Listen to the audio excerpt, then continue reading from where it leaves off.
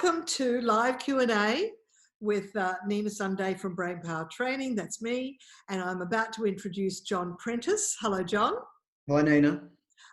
John is Principal of Change Enablement, and he's an expert on change. We've had a lot of experiences working together, and we decided we would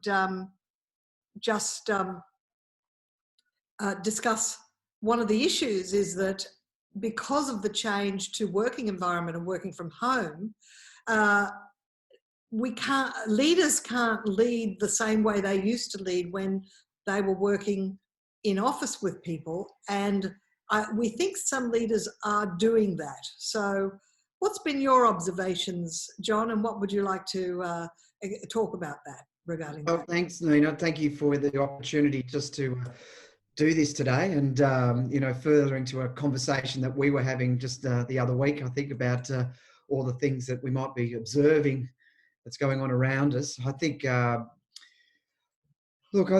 I start by saying, in my career, I've probably seen and observed and witnessed time and time again that change does make people do some, people might call it strange things, and particularly, and I think in that context for these days, I think COVID is not the change. It's actually just the event that's actually facilitating change, and I think with regards to the workplace specifically.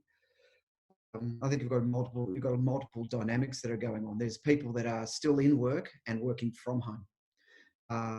You've got people who are working from home who have got their home office, and you've got people working from home who are operating in their kitchen. You've got people who haven't been fired, but they've been stood down, and are supposedly still have a relationship with the business, but they're not coming to work and not doing anything. And there's probably some few other machinations in there where there's some people that aren't working and they're not getting any benefits and all of those things, but life just stopped for them. So I think when we think about leadership and we think about managers and we think about change, with the some of the things that I've been observing is that are managers really taking the time out? Yes, they've got a lot to worry about themselves personally, but are they staying in touch with their people? And it's through these types of this change. There's lots of things that can be going on, particularly if you're at home alone, and with your own thoughts and your interpretation of what this all means for you. Mm. And what conversations have you had with leaders about their experiences, or even their predictions about when restrictions are eased, and people come back to work? Yep. I mean, what predictions are there about in 6 months' time? Well, I think predictions is probably a good word to use, because I think all of us have, struggling to even just to put a 30-day business plan together and be successful at even just sticking at that, because there's so much tweaking that has to happen. I know for our organisation in particular, we've had a 30 and 90-day business plan trying to help us get through the fog since the 23rd of March, and our 30-day business plans change pretty much every day. And I guess to that end, working closely with some of our clients are trying to do the same thing. In light manufacturing, accounting, insurance, hospitality.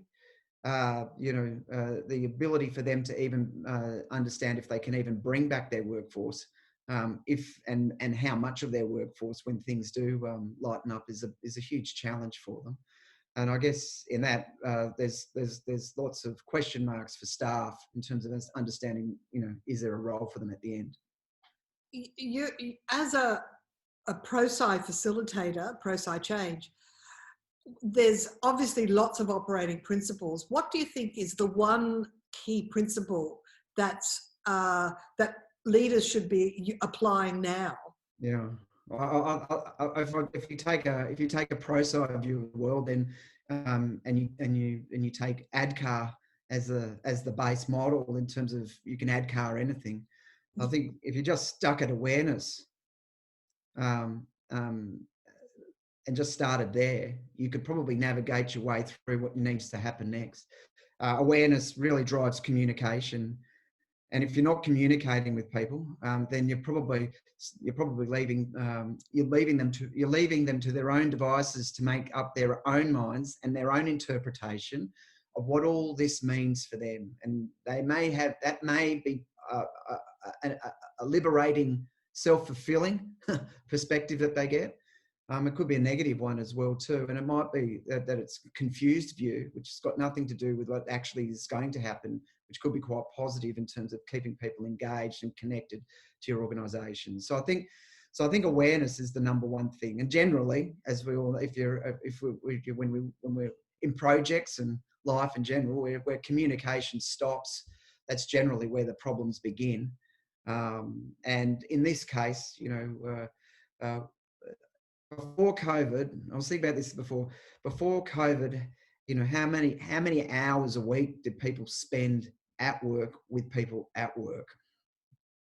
And it's probably a significant number, as opposed to how many hours did they get to spend with family and friends in any given week and in any given month. So the flip here is that the influencing factors where your colleagues' influence can influence you heavily in the workplace about your decisions and help you with your motivations and all of those things.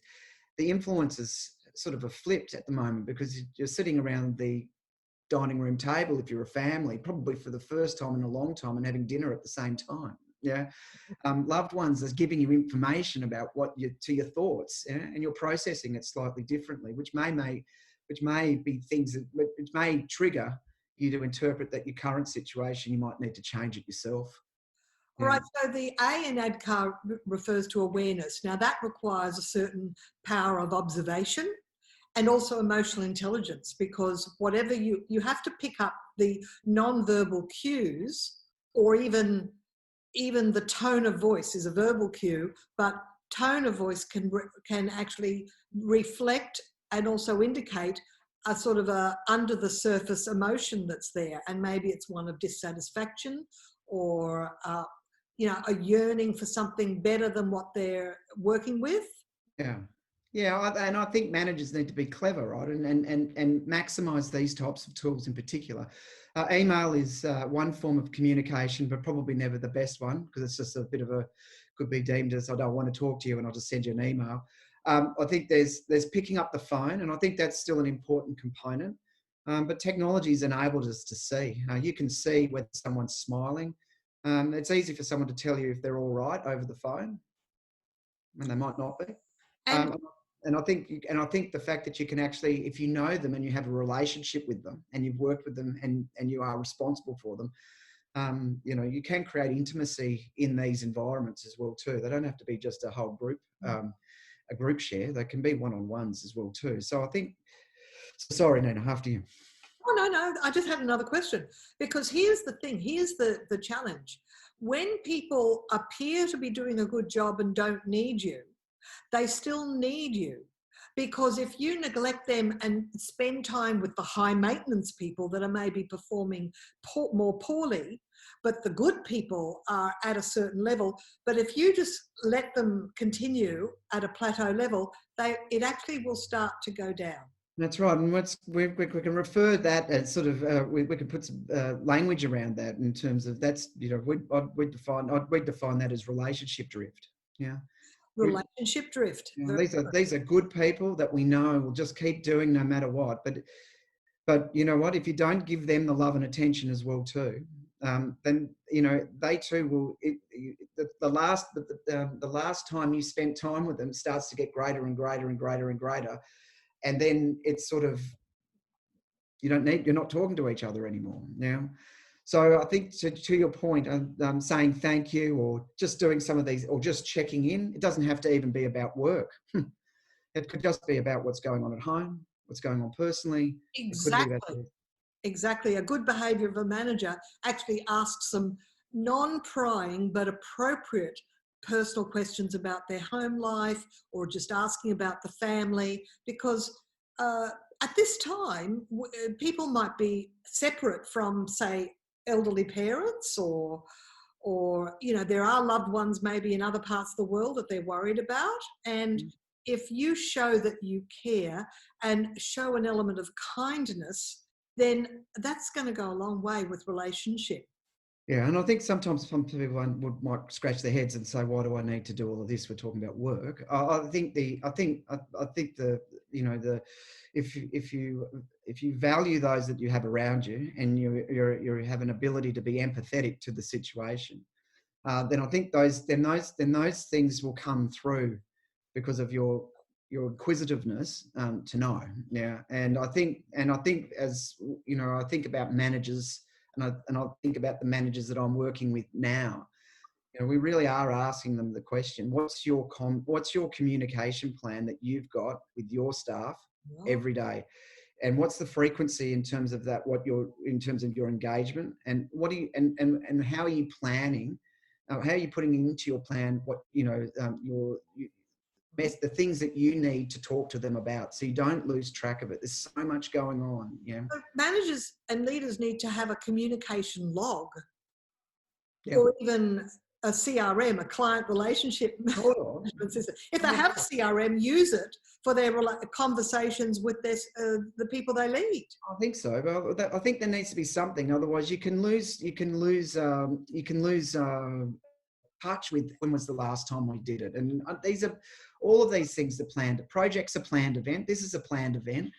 You've got to have, you know, your people are projects in their own right. So I think you know, ensuring that you do have something that keeps you on course, to ensure that you're distributing that attention equally, is important.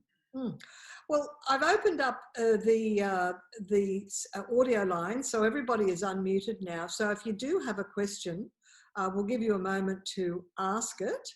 You can either type it, but you can speak it if you like. But while we're waiting for a question, and please just chime in if you've got a question, is there a question when you are delivering your change workshops, is there a question in relation to communicating with staff that you think there's a pattern that people are always asking and they don't usually know the answer to? Well, for the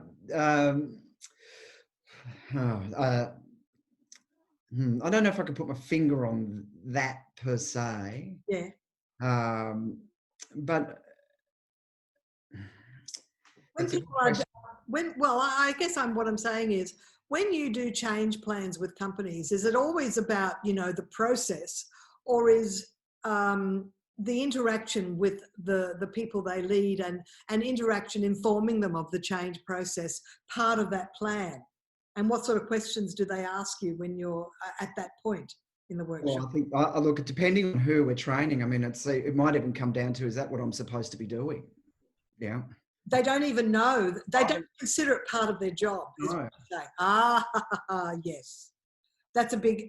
Is this what I'm supposed to be doing? Is it? I think this is, and I think this is where what we find, I think with a lot of the aha moments we experience when we're delivering change, and there are aha moments all the way along. I think a lot of leaders, and project managers and change managers and others realize that a lot of what needs to happen actually starts with them first, and they too have to just make a tweak or a change to the way that their behavior to actually get to facilitate outcomes that they're looking for. It's just not going to happen for them if they just keep doing what they're doing.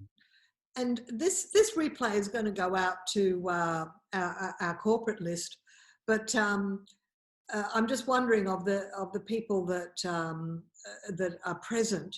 I'm wondering what attracted you to this live Q&A. Was it the fact that you're actually being led in a way that you wished your leader led in a different way, or are you a leader that want to find out more about what's the important ways to maintain this or avoid relationship drift and keep relationships intact, because you don't want to lose top talent, do you? So any response from anybody who's on the line? But Otherwise, John will put in his 2 cents worth.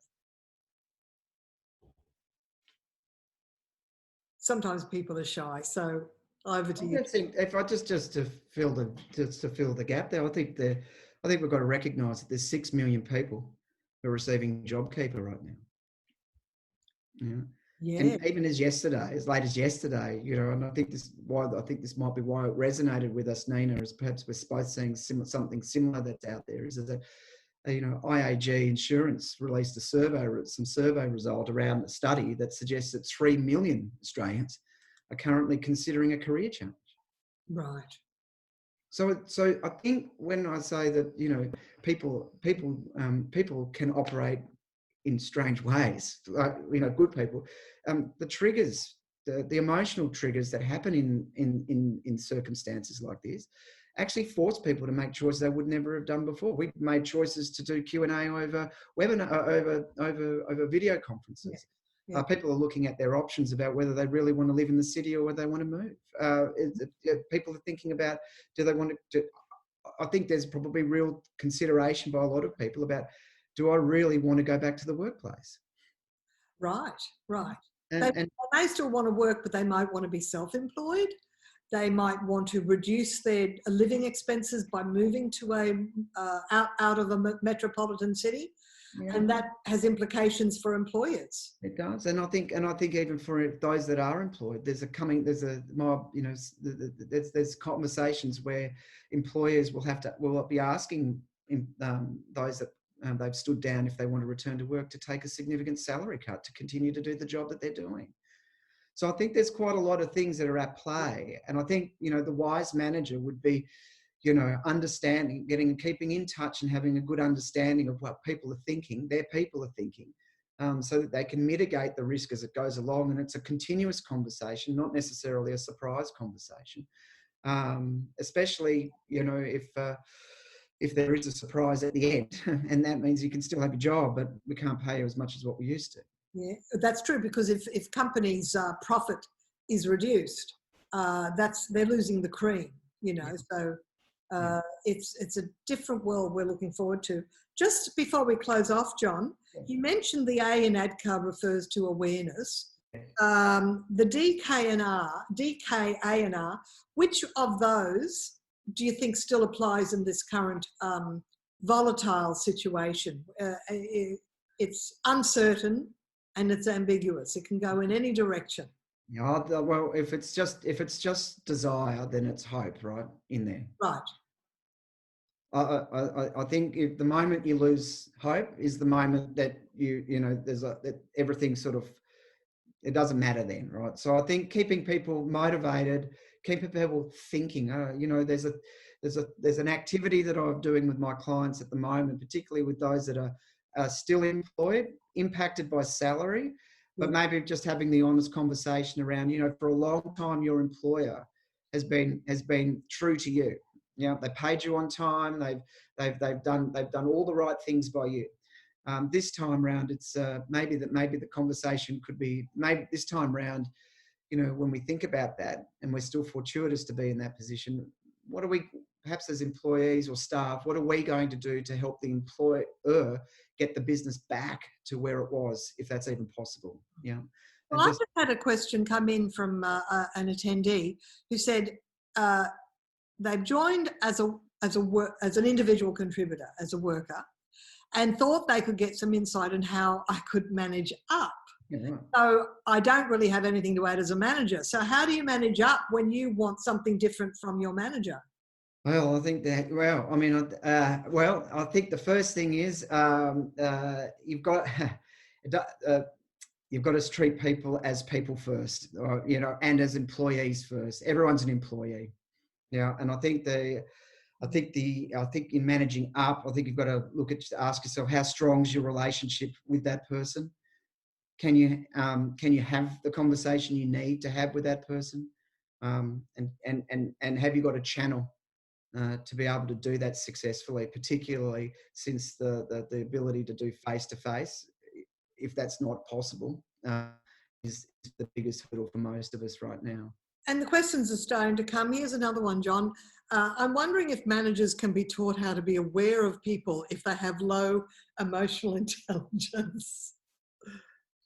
Can it be learned? Can EI be learned? Well, you know, you know, if you everyone can change if they want to. I think the important bit is, do they want to? And if there's motivating fact, if they don't want to move their position, then there is an inherent challenge that you're always going to face.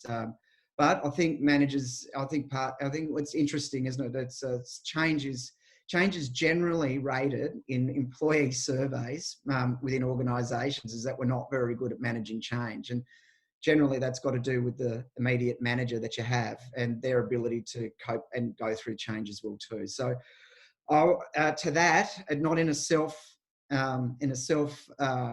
promoting kind of way, would always encourage that this is a manager's skill, is to know how to manage change and to have some sort of process that they can actually lean on to avoid that experience and minimise it. I'm finding more and more that identifying whether someone is of fixed mindset or a growth mindset really helps understand how flexible they can be and adaptable. Yeah. Now, the thing is, the trouble with the fixed mindset, it's a bit of a catch-22, is because they're so fixed, they either don't think they can change or they don't think they should have to change, and people have to take them the way they are. Whereas a growth mindset would say, well, anybody can learn any skill, and if I observe that I have to become more flexible to deal with different types of people that I lead, or as an individual contributor, I have to deal with different types of managers, they're the ones that are actually able to be that respond more flexibly. So yeah. I guess they're the ones that will actually keep their jobs and keep prospering. Whereas if you become too fixed, you might be the ones that don't actually get re-employed when the choices are made down the track. Yeah, I think there could very well be an outcome of people feeling like they are actually getting left behind because of fixed ways. I think you can look across a variety of industries, maybe not to pick on any in particular, but maybe the accounting environment where they may have flexible working policies within their guidelines of employment, which were never really activated; they were just there. But COVID's actually activated it in real time, and I think in those that in those environments that I'm in contact with, it's probably been the best thing that's ever happened to the firm. Mm. Yeah. And what's exactly the best thing that's ever happened to the firm? I think just the fact that they've now got people working from home and they use the technology and life still goes on and they don't actually need to be in the office and they don't need to... They can actually think about signing a lease on a smaller office after this. Yeah. Well, I think if you're, the business starts to look at things slightly differently. So I think in those environments, I think it's forced that a shift in if I can't see you physically at work, then it must mean you're not working. The job's still getting done, and we just don't have to be in cubicles next to each other doing it. And I think that's a huge mind shift for a lot of elder statesmen and and more conservative who know no other way. But I think this has just brought it forward so quickly, and I think that we've got to get a grasp of that. And then if you're not used to it, you've got to then jump into it so you can connect with your people. Yeah. All right. Well, we're going to close off in a minute. I just want to say there seems to be a trend for people to actually be very productive. And in fact, the danger is that they of burnout, because they're wanting to demonstrate their loyalty to the organisation and they feel compelled to answer emails late at night, that sort of thing. So you've got that one. Then I do know of another organisation where they were trying to contact their managers at home and they didn't ring back. And it's like, well, okay. So there's actually two ends of the spectrum. But it seems to me that most people are actually realizing that there's probably 100 people waiting for their role if they don't perform. So they're doing their best. Yeah. Yeah. And to that, I think, just if I close on that, I think circle back again. I think there are some people who will not be able to stop. They will just jump in, and you're right, fatigue is a problem, and this is a fatiguing situation because it just doesn't change. It doesn't stop changing. It's really amplified in what's going on. For those that disengage, I think there's two rules of thought I've got with that with regards to change. Some people need to be left alone. They just want the space and the headspace to be able to interpret and digest what's going on. But I think if you're leading them, you've got to find a way to get to them, no matter what. But I think they've left alone for too long. I think the journey to losing them is probably the evidence is probably all you need is evidence to start to address that. All right. Well, we're going to close off there, John. Thank you for your expertise today. It's been a real pleasure. And thanks for the participants and those that are watching the replay. And take care. Thank you. Thank you, Nina. Thank you. Bye-bye.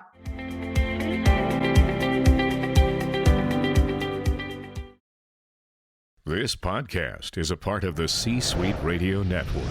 For more top business podcasts, visit c-suiteradio.com.